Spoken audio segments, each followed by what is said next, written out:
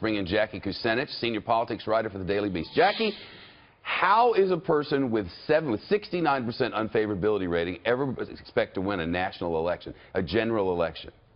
It's a great question. And not only that, I mean, whatever the opposite of coattails are, Donald Trump might have that too. So you hear a lot of Republicans here in Washington and elsewhere start to worry about down ballot, about Senate races, even about the House.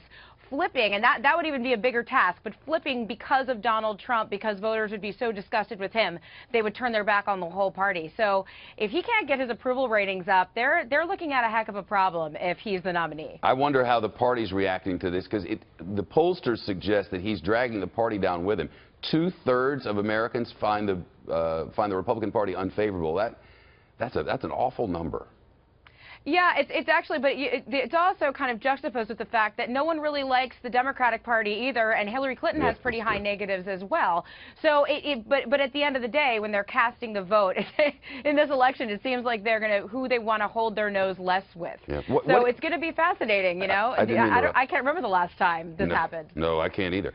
What do you make of these new moves by the Trump campaign to try to get in there and shake things up on the delegate front? He's not been doing well there, right?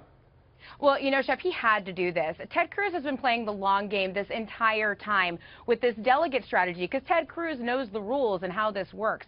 It seems like Trump was sort of running a surface-level campaign for the majority of this race thus far, and now they had this meeting with the RNC a week or two ago, and now they're starting to put the tools in place to actually try to win this thing, because right now there are probably a lot of delegates who have to vote for Trump on the first ballot, but are in actuality double agents essentially for Ted Cruz. For when they actually have a choice who to vote for, they're going to cast their vote for Cruz, and Trump needs to put a stop to that. Do you wonder how effective that's going to be, given that, for instance, Ted Cruz has had people in Louisiana and North Dakota for a year? He's wrangled all those delegates together to vote for him on the second ballot.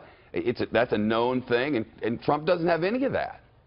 It is. It's a problem. He's also, there's been people in Florida who've been let go. And so what Ted Cruz has done is he's left people behind to sort of talk to these party leaders and get his people in place, whether they're selected or elected, depending on the state's rules. So if you don't have people there that are local to sort of cajole these party leaders, you're going to have an issue when you have the other side that's been so sophisticated on that front. You have a pretty good mind for this sort of thing. If your candidate has a 7 in 10 unfavorability rating, how would you begin to try to turn that around? Because you have to turn that around for November. You know, I'm no strategist, but it seems like you'd have to get him to stop saying some of the stuff that he says, some of the negativity and the kind of gloom and doom that Trump puts out there about, you know, the country not being that great, about just a lot of the things he says. And also, he doesn't really have any policy chops, and we can debate about whether that's important.